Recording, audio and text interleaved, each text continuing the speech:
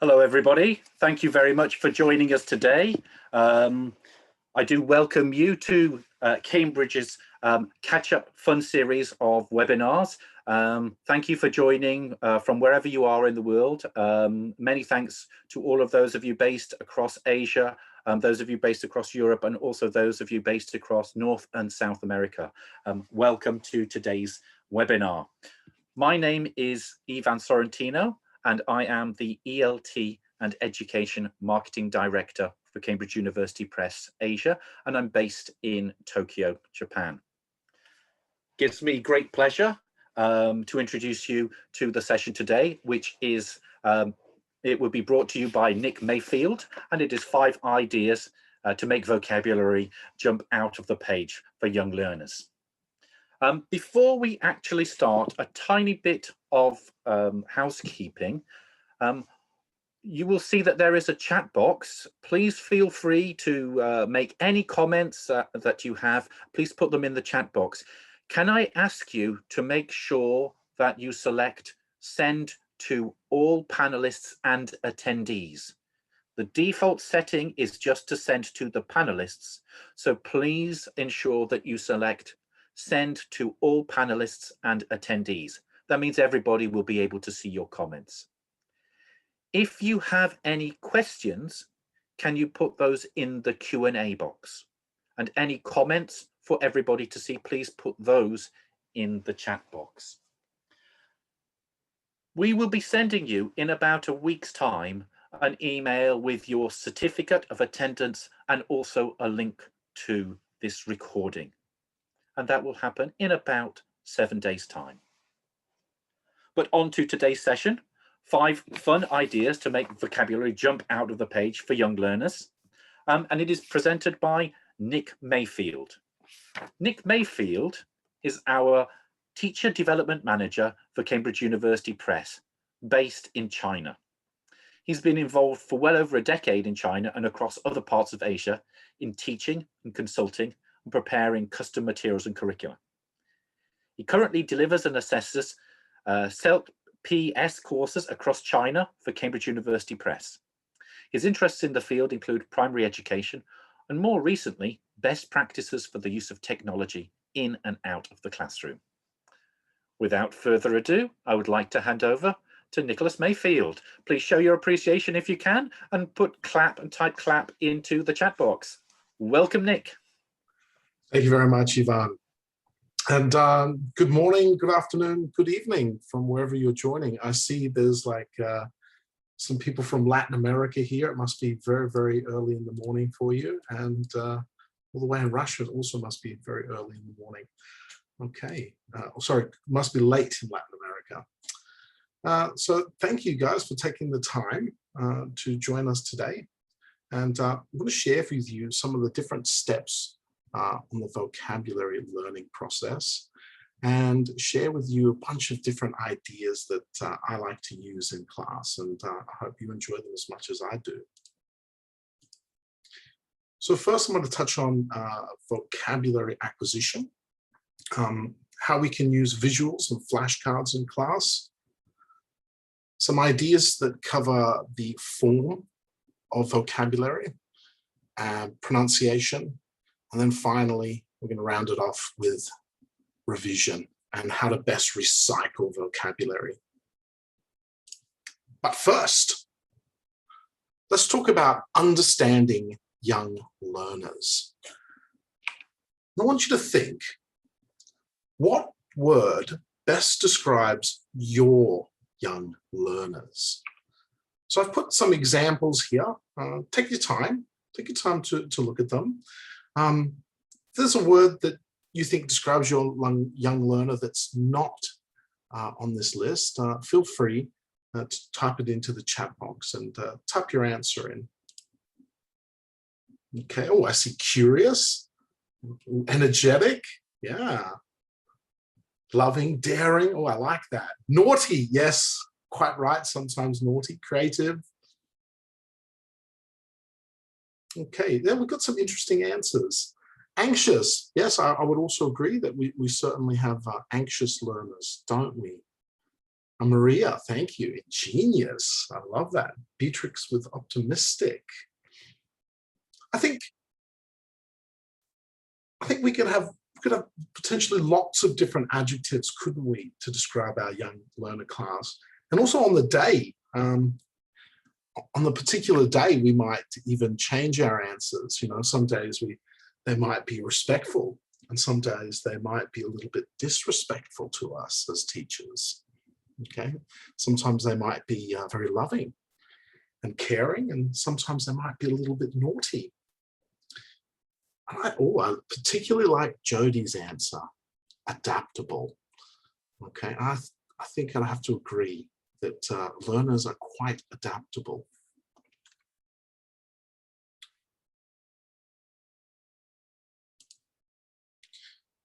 And when we are talking about young learners, we have to think about not just their energy and passion that they might have, or how they behave. We've also got to think about their cognitive development at this young age.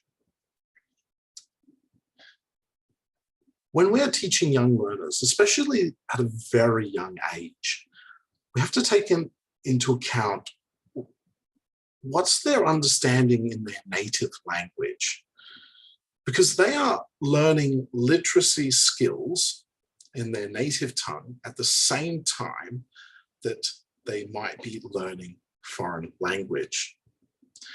And you can see that,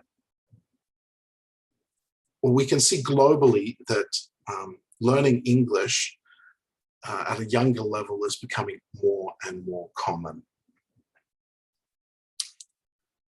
Sorry, I'm just going to click the remove the chat box for now so I don't get distracted.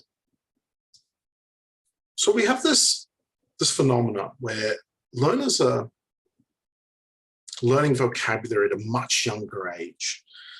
And this creates challenges because they're also learning all these cognitive all these skills in their native tongue. So we're doing this in parallel with a foreign language. And so this presents some interesting challenges for us that we need to keep in mind. And in particular, how we plan for this, how we grade the language that they're learning to make sure it's appropriate.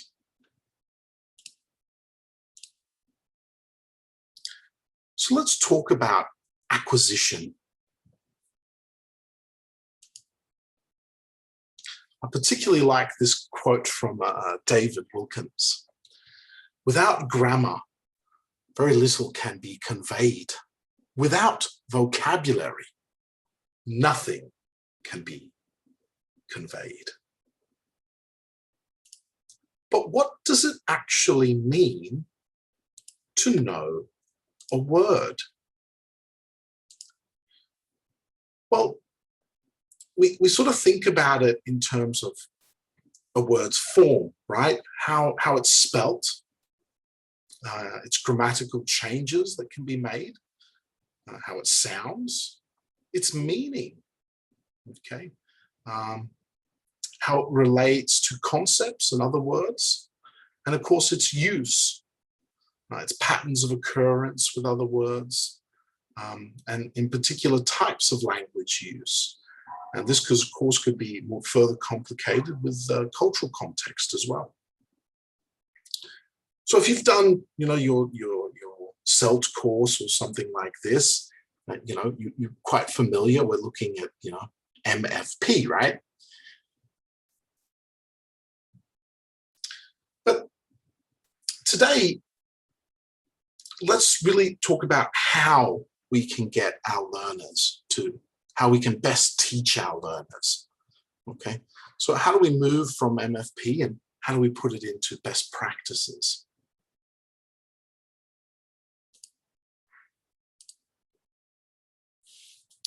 Well, there's a number of different methods that we can approach vocabulary with. actually, before I go any further, I should have gone a little side tangent with vocabulary. I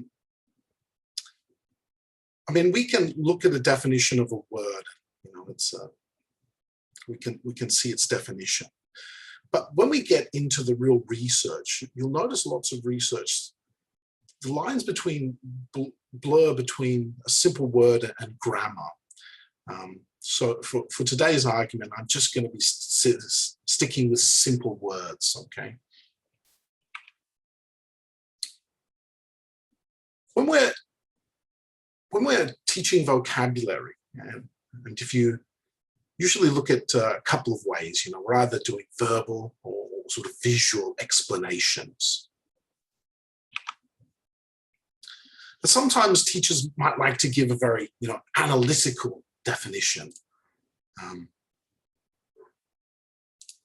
An analytical definition, so, you know, they might get a dictionary style definition. So, you know, a special vehicle used to take sick or injured people to the hospital. Okay, so we're talking about an ambulance. But think about your context. If you're teaching very young primary learners, they're 5 or 6, an analytical definition might not be the most appropriate. In fact, as we mentioned earlier, talking about, you know, learners' understanding in their first language and their cognitive ability, would they really be able to grasp an analytical definition? Maybe not.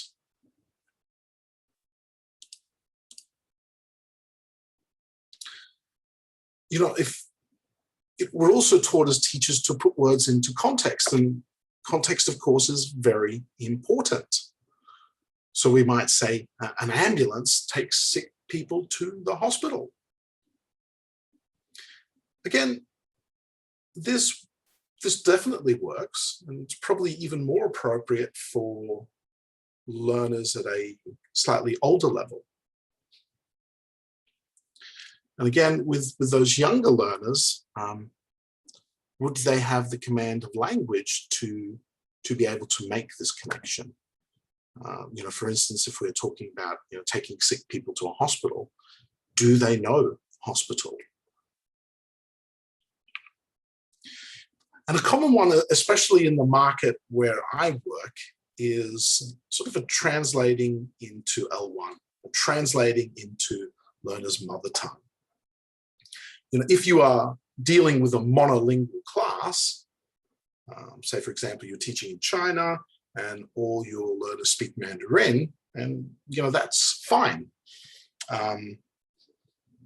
When I was teaching in Australia and I had learners from a multilingual background, you know, that obviously was more challenging.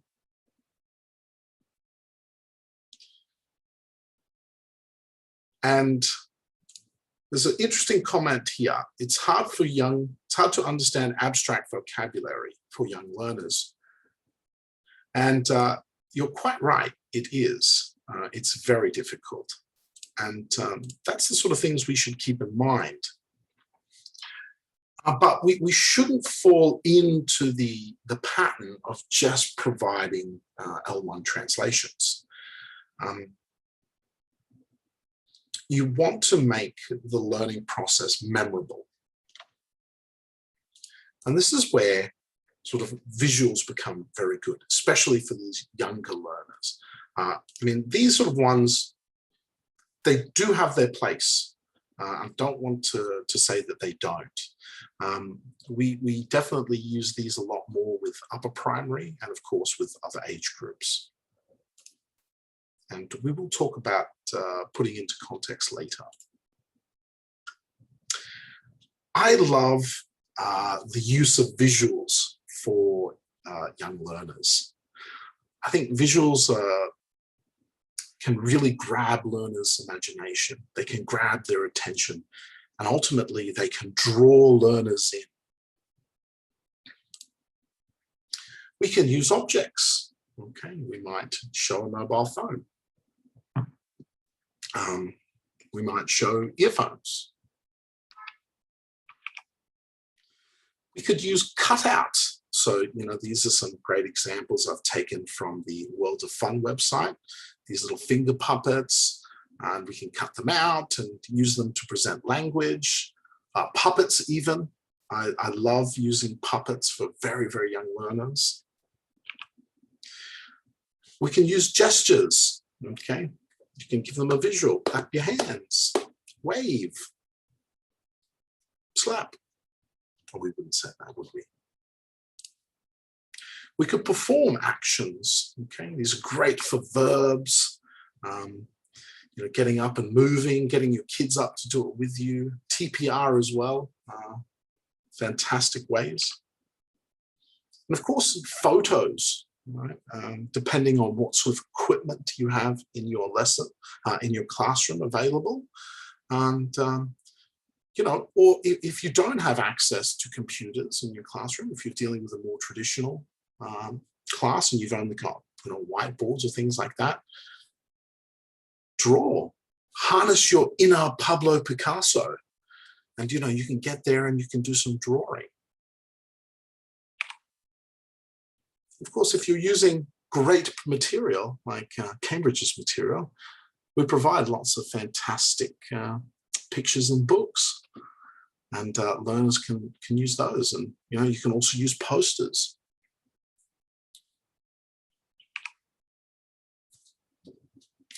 But if I'm going to be honest, we cannot escape a certain amount of memorization. We do want to make these memory connections. We do want to challenge learners and to get them thinking and doing these other strategies to learn vocabulary. But at a certain level, we cannot escape memorization. And we can certainly use engaging methods to get learners to memorize. And but at a certain level, we just cannot escape memorization. And another method that we need to consider is repetition, or another factor, I should say, and the recycling of vocabulary. If you don't use it, you lose it. And you can't give learners a list of words and we practice them and then say, okay, fantastic. We've learned those 10, vocabulary, we can move on. They'll be tucked away in the learner's memory forever.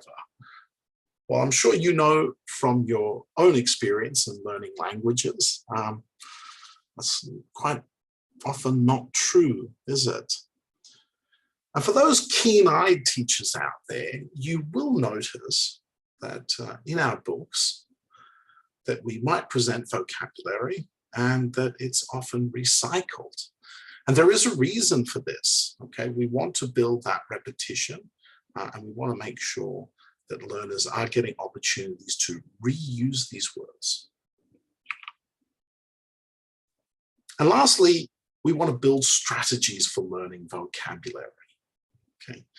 Now, this of course comes in at much later levels, where learners are a little bit more developed, they have that stronger cognitive ability, and then we can start to introduce more strategies for getting them to find and learn.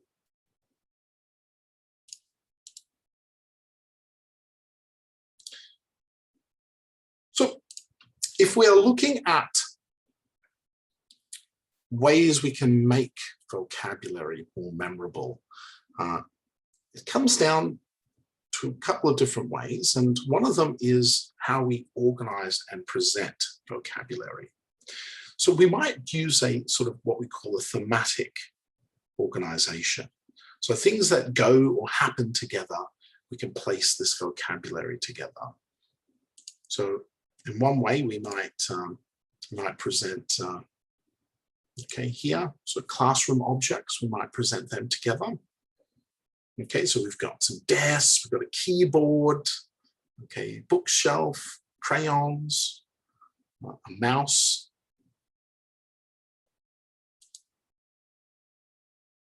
Well, these items, what sort of thematic organization are these items? What have we got here? Okay, dolls, pineapples, hats. What might be this category? Type it into the chat box. Don't be shy. It does seem like a strange combination, doesn't it?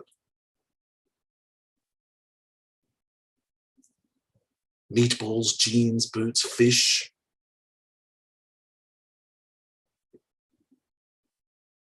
Shopping. Okay. Yes, okay, very good. All right, so we get boots, meatballs. Yeah, we got the different types of vocabulary, and we would put this in the shopping category. Yes, things that you can buy. Thank you, Bruna. Very good. Okay, so things you might buy to shop.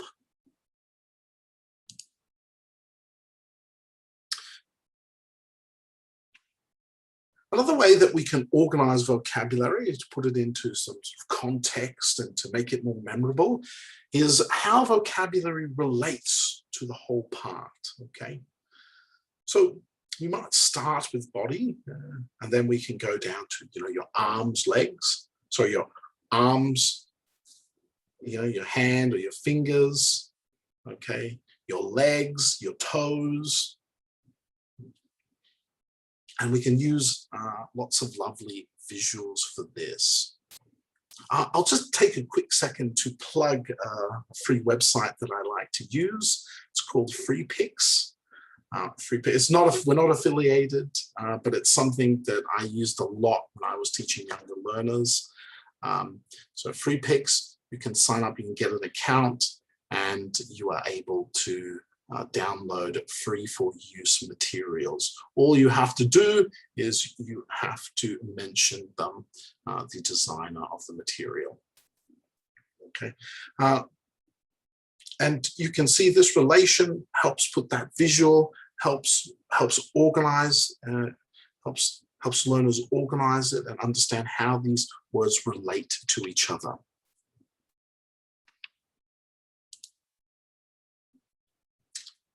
We can also go from more general to more specific.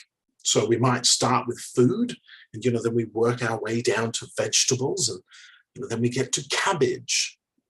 We start with food, then we go to fruit, and then we get bananas. But I must warn you that we don't want to get too specific. Say for instance, we're talking about animals, then we mention, a dog. We probably wouldn't mention the different types of breeds of dogs for very young learners, okay? We'd stick to that middle category, okay? So, we would focus more on bananas or grapes or mangoes for young learners. Of course, from a conceptual level, they can understand that it's food, and, we might mention that it's fruit or vegetable. Degrees and scale is also important, and using that visual to get learners sort of understanding where something falls on a scale. So at one end we might have hot, and at the other end we have cold. Okay, you've probably seen this more commonly used with things like always, usually, sometimes, never. Okay, I remember that from my CELTA days. And antonyms, so we're doing opposites. So we might be showing, bad versus good. And again, thinking about what's appropriate at your learner's age. At 5 or 6 years old, it might be different from, 7 or 8. Happy, sad, exactly, very good.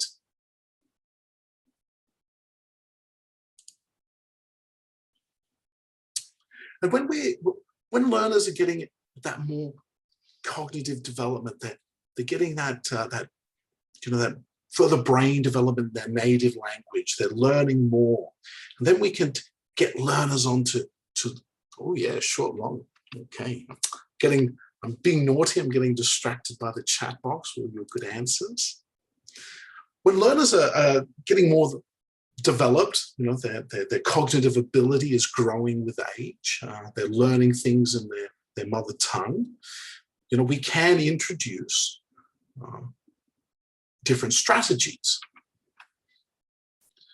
And one strategy that we can introduce, of course, is guessing meaning. Okay. And this, of course, is through context. But again, if we're with these very young learners, this is difficult. I guess we could do it with visuals, okay, help them make that connection, okay. But if we're getting learners to notice vocabulary, okay, and in context, guessing meaning is one of them. Again, this is challenging with younger learners, okay. As they get older and through primary, this becomes easier. Okay. We can also get learners to begin to notice grammatical information about a word. Okay, so this might be, what article comes. Okay, it's an apple as opposed to a apple. Noticing links between similar words in their first language. Okay, so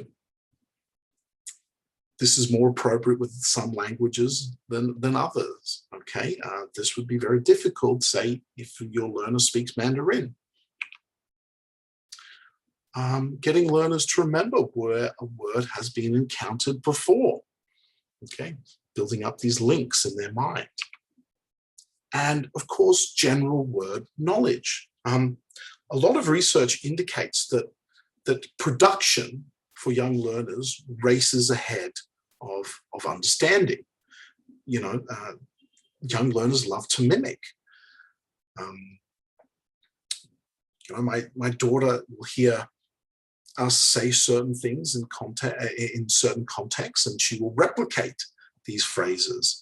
She doesn't always understand what the meaning is, though. Okay, and as she hears this word, she sees it in new context, her knowledge of this word begins to build up. Let me ask you, put in the chat box, which do you think in your context with your learners might be the most difficult of these strategies? Is it guessing meaning? Is it noticing grammatical information? How about links to their first language? What about remembering where the word has been encountered? Or perhaps building up their word knowledge? Just quickly type it in the chat box. Okay. Okay, yeah, okay, noticing grammatical information, definitely, right? Okay, that's some of the hardest ones to build up. Okay, yeah, word order. Okay, so maybe they're getting some L1 influence. Okay. Now, when we are talking about noticing grammatical information, this doesn't necessarily mean we're talking about this is a subject, this is a verb. Okay, so let's think more in that primary. Sometimes it's simple things like articles, like versus an with orange. Okay, some of these things that we're saying. Remembering. Yes. Well, I think for my context here in Asia, I think noticing links to similar words. But I think the other one is definitely remembering. And this might be down to, how often we get to see our young learners. Are we seeing them, 3 or 4 times a week? Do they just have class with us once a week? Okay, so building that recall sometimes is difficult. Yes, Bruna mentions it as a good point. Sometimes there's a lot of false cognates, isn't there? A lot of false friends. Okay, so sometimes you think a word is similar, but sometimes it's not. Quite right. Okay, that's a good thing to keep in mind. Thank you for sharing, guys.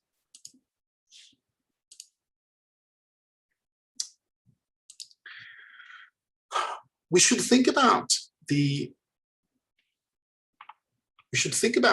vocabulary learning cycle, okay? We want to get learners to encounter a new word, okay? And then we get that initial learning, okay? So maybe it's very superficial at the beginning. but we want learners to encounter the word again and again. And then we're extending that knowledge, okay? We're building up that understanding of the word, how it relates to other words, how it connects in a grammatical sense, okay? What sort of articles are we using? This increased and repetitive exposure over time ultimately helps build up young learners' sort of conceptual knowledge of the new words. And they begin to have a deeper understanding of how this word works and how they can use it. And again, with lots of you have sort of rightly picked up on that, you know, if we need to teach learners explicitly, right? We want to make sure that it's quite straightforward what we're learning. That's why this is a great segue onto the next point, which is about visuals and flashcards, okay? So it's sort of both visuals, isn't it? And that's why I love in our books, we have these stunning visuals that really can grab learner attention, and they can see vocabulary in context. Now, a lot of teachers, you know, when they get into class, they open up their book and they draw the learner's attention to their front page. And they say to the learners, kids, what can you see? I mean, there's nothing wrong with that. You know, sometimes we simply do want to say this, but I don't like it to be overused, because more often than not, we're only getting sort of a limited number of answers. They might just say, we see kids. And the teacher says, okay, great, yes, kids. Maybe one says a horse. And then we go to the next activity. And we're sort of missing that opportunity to get the most out of this. So I want you to give you a minute, and I want you to think, what are some creative questions we could ask learners? What are some creative questions to extract lots of different types of vocabulary, or lots of potential ways of learners being able to answer? Okay, I'll give you one example. We might say,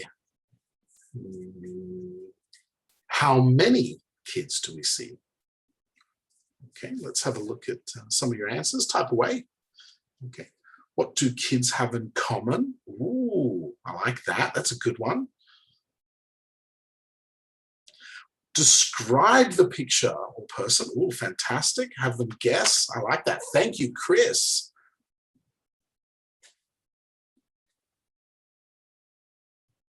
Okay, oh, sorry, I think.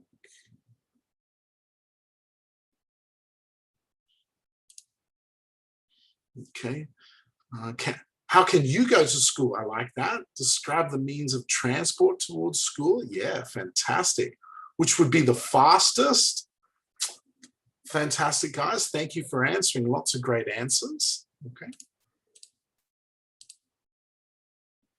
Let's have a look at what the book sort of got.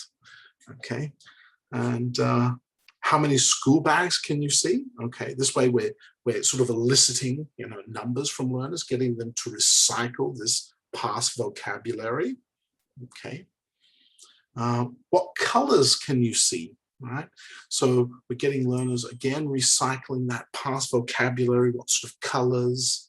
Okay, and what color is your school bag? Right, so again, here we're adding a little bit of personalization, getting them to think about themselves and to answer how it relates to them.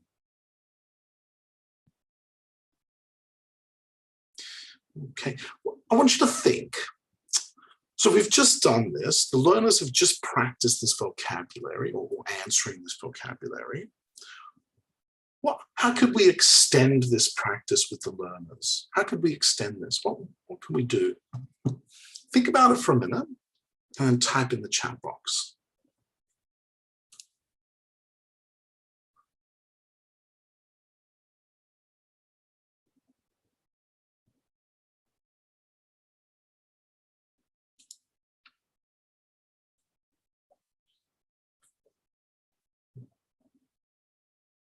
Okay, oh, Chris, excellent. Yeah, we could brainstorm. Okay, definitely. I like that idea.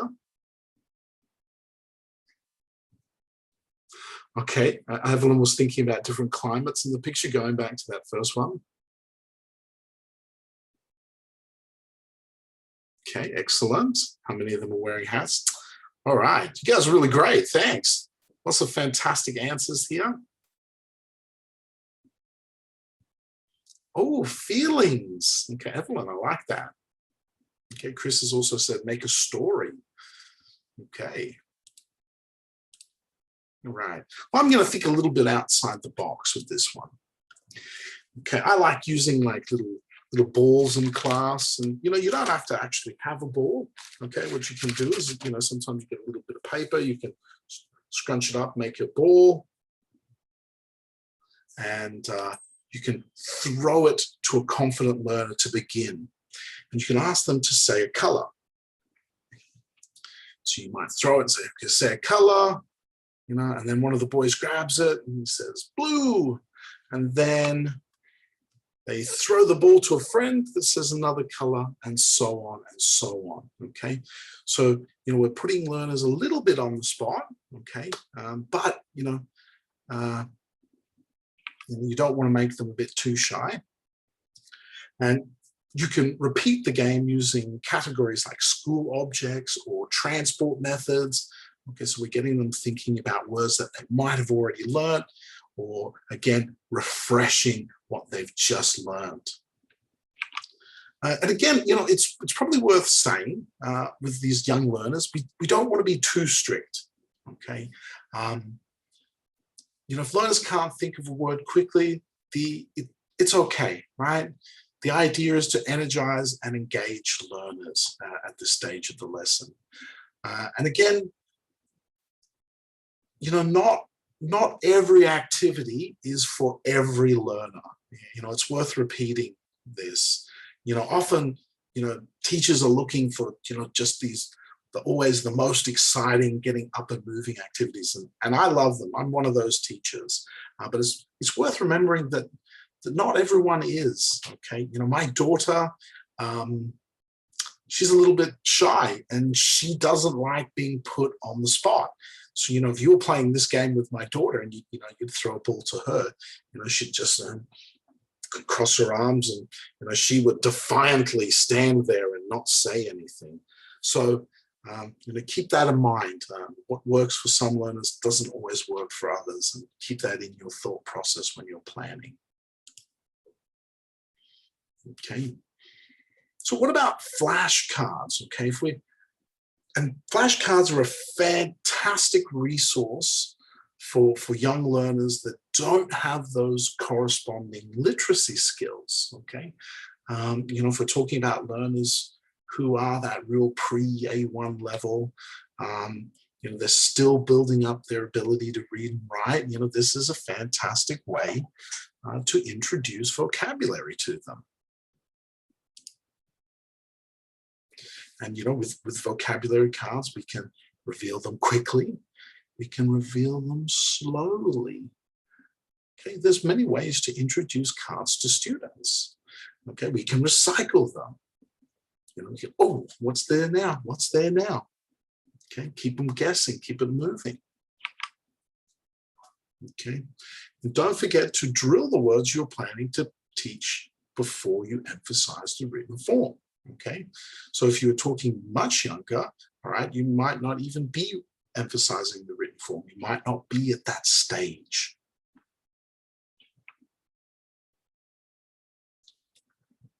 Okay, and we can do things like a circle drill with our learners, right? So we can sit learners down, okay, and we can do a circle drill.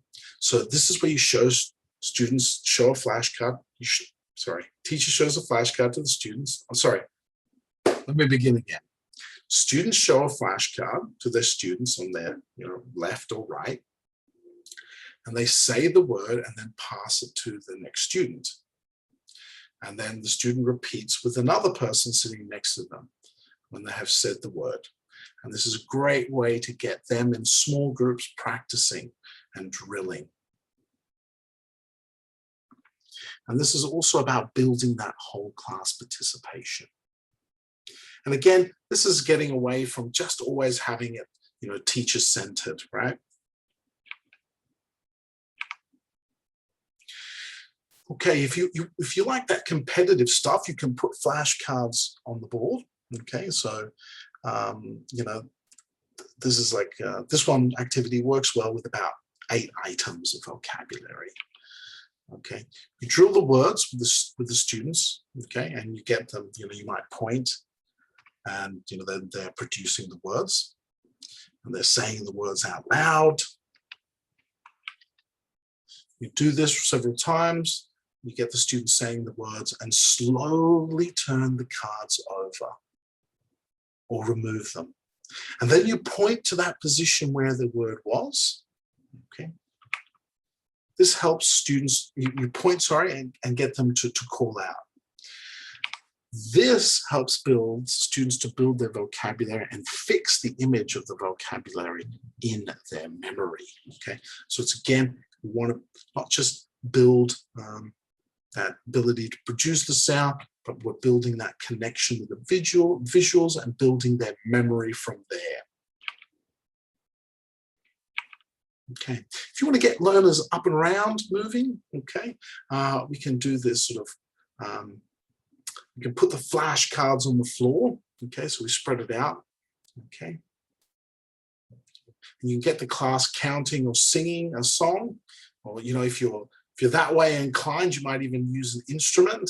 Or if you're a bit like me and you lack musical talent, you can just try and keep a rhythm with your hands, okay?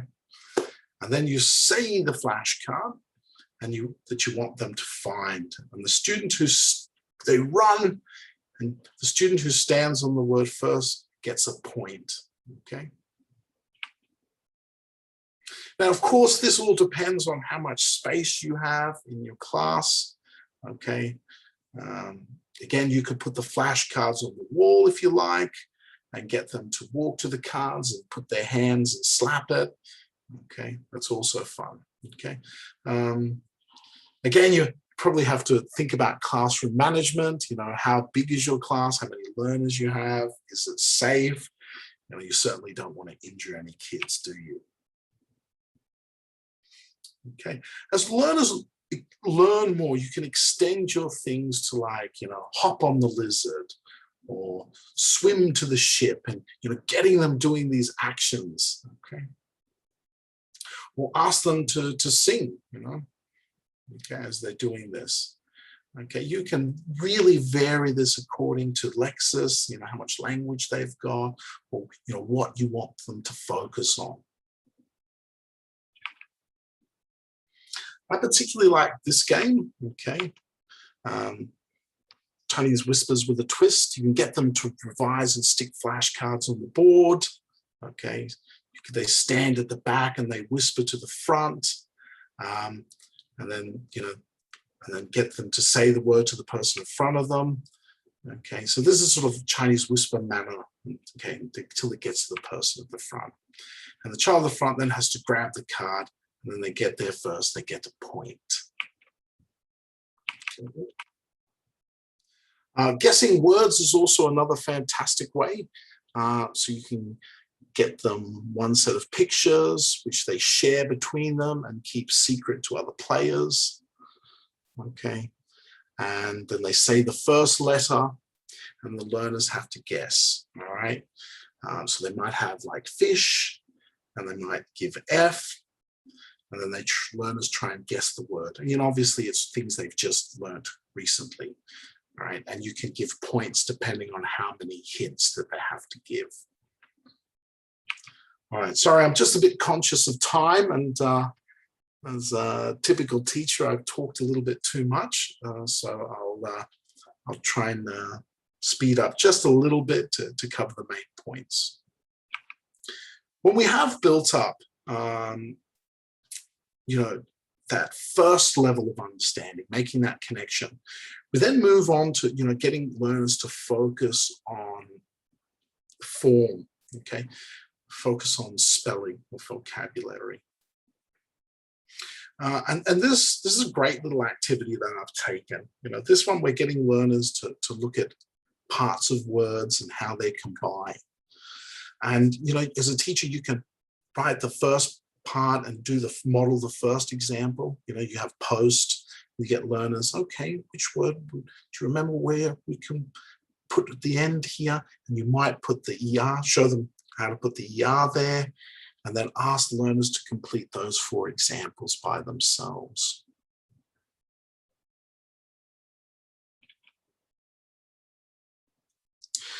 If learners do find this challenging, we can get them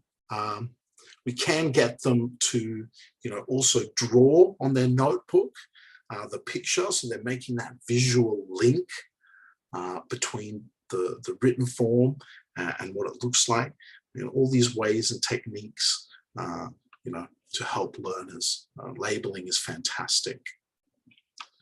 All right, well, here you guys want to do some typing. Here, try this, okay? Unscramble these words, okay? So the first one, okay, first letter is T. What do we have?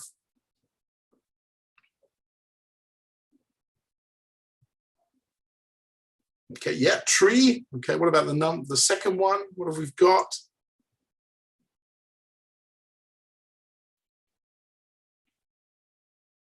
Okay, flowers and leaf. Yes. Okay.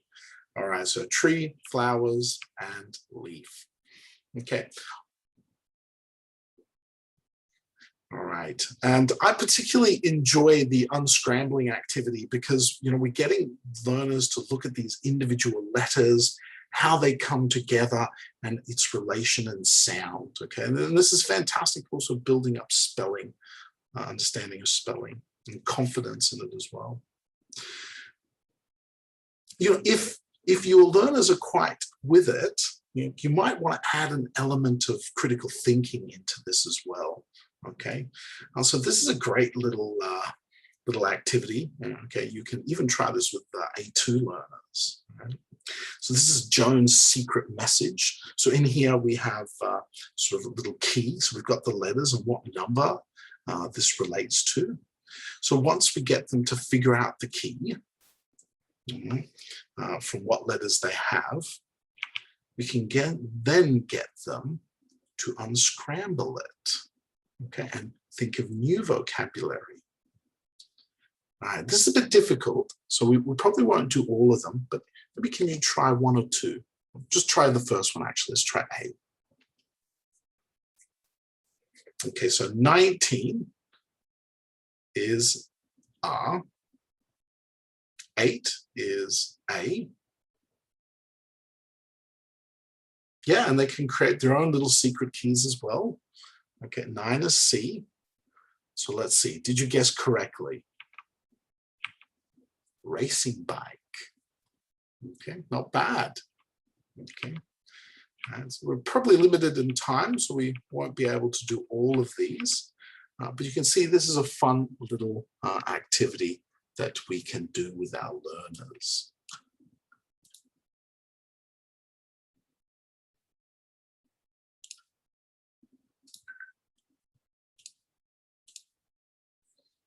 Okay. And if we want to be creative as well, we can get learners to think about how they can put from longest to shortest, okay? So this is focusing their attention on word lengths, okay? Or you might make it a little bit more challenging with, longest, shortest with the number of vowels, okay? From smallest to biggest, so write words starting with the smallest thing.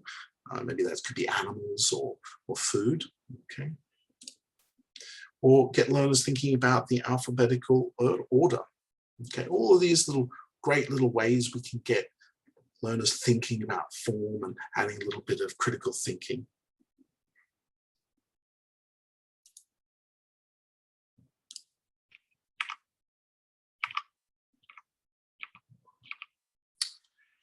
Another great method is look, say, cover, write, check. And in this one, we can look at the words carefully, breaking it down into pairs like whiteboard. We might identify any tricky spelling, okay? And then we get learners to practice saying it, okay, with particular emphasis, okay, what you think might be difficult to say. We then get learners to cover the word and try to remember what the word looks like and sounds like. They then write it from memory. And then the final step is to check. So they uncover the original word and check the spelling.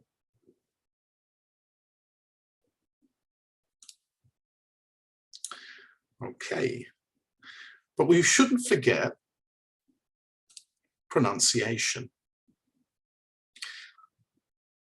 My daughter can speak a couple of languages, but as I mentioned earlier, she's a tad bit shy. For instance, you know, she can speak English, she can speak Chinese, but I'm trying to teach her Spanish, and she's a lot less confident with this language. She has a lot less time to practice it. So often when when we're doing and learning a new word, you know, she's a bit shy, so she kind of just whispers it. Okay, and this sort of loud and soft activity is the pronunciation activity for these sort of kids. Okay. So we get learners to repeat the language in either a whisper and a low voice, okay, so they can practice it. And then we get all the kids in the class to say it very loudly, in a loud voice. So it might be like, okay, robot, robot, robot, robot. Okay, so, that way those kids who are a little bit, shy can whisper, and those kids who've got that energy and that courage can really belt it out. And of course, less confident learners respond very well to this, and they can to the whispering drill, and then they can build their confidence from there. You can also do finger drilling, okay? So, if you want to indicate syllables, ambulance. Now, ambulance, okay, it's good for really getting out stress, right? You can also do this, with sentences, okay, that's a little bit out my purview today. And of course, anything where you're getting kids moving and touching this kinesthetic way is fantastic. And lastly, guys, sorry, I've run a bit over time. Lastly, recycle, recycle, recycle. Okay, and this is where word walls are fantastic. We can put key vocabulary, can be displayed in the classroom. So we're building up that memory bank. Okay, so we put words that we've learned, and so kids have a great visual reminder throughout the class, and they're getting that, that ability to constantly be reminded. Yeah, sort of like peripheral learning. Okay, so we might build these up against the walls in the class. Oh, sorry. Sorry, excuse me. Just here we go. When learners sort of build up a little bit more of their confidence, we can use vocabulary cards. Okay, so we might learn a word like cheerful, for instance. So, they put on a little card, they put cheerful, and they might write their definition. It's better if you get them to write their own definition and then put it in an example sentence. Again, this is more for older primary learners, okay, that have that certain literacy ability. And don't forget, use available resources, okay, for revision. World of Fun, if you've watched some of our other presentations, you've probably heard of that website. They've got lots of great material. Cambridge English, so our sister organization at Cambridge Assessment, they make lots of great material. I've taken this off the Cambridge English website. This is a good way to get learners to review things like finding the key vocabulary, ticking it off as they go. Teachers' books, and of course, workbooks. So guys, thank you for listening, and sorry for going over time. So I'll wrap it up quickly. Really, what we're aiming for is, this perfect alignment, choosing activities and content that are appropriate for kids' age, their background, and we want language that will ultimately grow as the learners are growing, okay? And so what you need to consider with any activity is classroom management, what sort of noise factor is appropriate. Don't forget attention span of your learners, okay? Don't let things drag on. And you want to get a balance between activities, the types of activities you're using, the number of words, okay, and the time and effort you're going to spend on it. Thank you very much, guys. Thanks for the participation. I really appreciated it today. So any questions?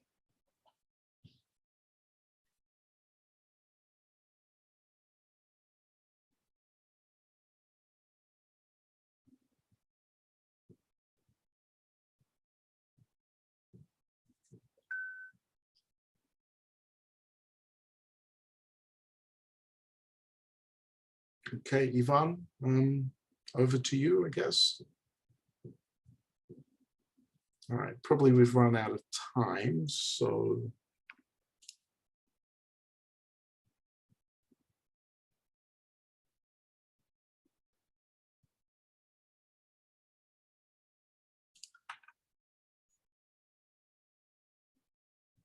Okay, Ivan, where? Okay, you are. Thank you very much, Nick. Thank you very much for the presentation today. I hope that you've had a great opportunity to learn all of the different ways that we have to consider teaching vocabulary in the lesson. What I would like to do, just to give you a few moments now to consider some questions. We might just go slightly over time. I hope you don't mind if we go slightly over time. If you could consider any questions that you might have, and please do put those into the Q&A box. Okay, all right, so we do have some we do have some already. So I'll have a look at the first one from Beatrix. It's talking about new vocabulary to students who are not able to read or write. Okay, so learners with lower literacy levels. I think that's sort of covered it with the flashcards, right? And I think that's where, flashcards are great. And, if we want to build up that literacy, we're starting with, with sight words is a good strategy, getting them to recognize, these common words, the, okay, cat, dog, high frequency words, okay. So that's a really great way to build up. And yeah, of course, it is very difficult, in countries like China where, they have a character system. So you're sort of starting their knowledge of the alphabet from scratch in some instances. So that's quite challenging, definitely. Should I go to the next question, Ivan? We don't have a lot of time, but maybe if there is one other question. I did notice one question also that was comparing some of the faster students with some of the students that find learning vocabulary a little bit more challenging. How do you deal with students who are learning vocabulary at different speeds in your class? Yeah, I think that's like, it's probably one of the most difficult challenges for us teachers is these mixed ability classes, isn't it? We can never escape it, unfortunately. You want to make sure that the students who need that extra support get that extra support, not just inside the classroom, but outside the classroom as well. And then you've got to, to say to yourself, is the class properly balanced? Or is it too mixed? You do want, some little differences are okay, but if it's very lopsided, then it's a problem. You can provide support by, it could be one-on-one teaching, could be extra activities from outside the class. Do they need additional homework? You can just slip it into their bag, just saying, hey, I've got something a little extra for you to complete, before the next class. Yeah, so I mean, it's a constant process, and those learners do need our support and help. Yeah. Thank you very much, Nick. What I would like to do then is just to finish up the webinar by thanking very much our presenter, Nick Mayfield. If you could add into the chat window your appreciation, if you could just type clap into the chat window, that would be great.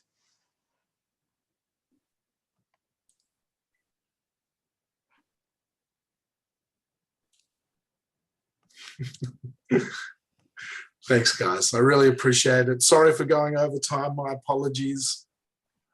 Not at all, Nick. Thank you very much. And you'll find also that we have a couple more webinars later on today in about 5 hours, 10 hours time. Just go to the website where you registered for this webinar, and you will find the remaining 2 webinars. Also, if there's anything that you want to catch up on, please visit the webinar website. The link for the recording and also your certificates will be sent to you via email within about a week's time. So thank you very much for attending, and enjoy the rest of your day or the rest of your week. Thank you very much. Thanks, guys. Bye-bye.